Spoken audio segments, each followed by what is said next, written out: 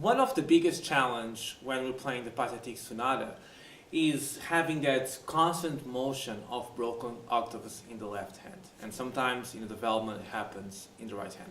But most of that motion is happening in the left hand. I remember when I started playing the Pathetique Sonata, seriously, and I was playing a lot in concerts. I spent some time doing research and trying to investigate and see what was the best approach to play these octaves. Because the problem is, they happen and it happens throughout the piece, and we don't have that many resting points between the segments with broken octaves. So one thing, the basic concept is, and I like to imagine that we have a flow of energy going from our mind to the arm and the fingers, and then we control the fingers with that. So basically what I'm trying to say is, we have to have the same amount of energy to both sides of the hand. So the left side and the right side have to have the same amount of energy flowing in order to have the right balance and not forcing too much one side of the hand. Because then the other becomes weaker and we're just making tension to that side that we're really forcing to play. Since playing an octave, we kind of need not a big stretch, but a stretch. The hand needs to, we have a big interval to play. I like to shorten the interval just to be easier to acquire that motion. So, and the other thing too is, the fingers, they are not that active when we're playing this motion. It's more about the wrist and this part of the arm that makes that motion happen. So the fingers are just a support, a ground support of that motion that's happening here. So one of the first exercises that I did to work on this motion is basically this.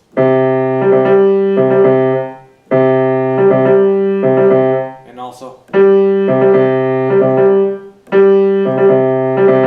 So I like to make, to play just a few notes between in each exercise, because that gives me time to be aware of if I'm making any tension or not, and just to be aware, just to start knowing what kind of motion I'm looking at.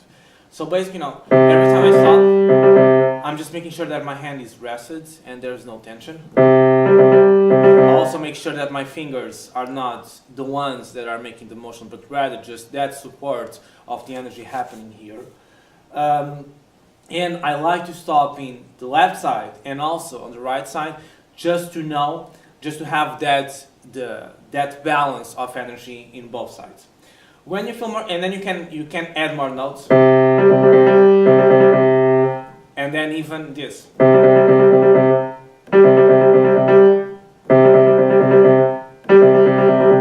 So and I'm starting again in the left side and then also on the right side, just to have that feeling, that right balance between both sides of the hand.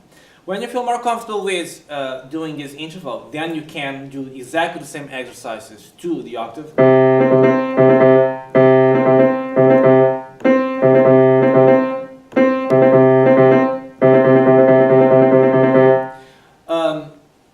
Now, a tip about the middle fingers, so the remaining fingers that don't really play.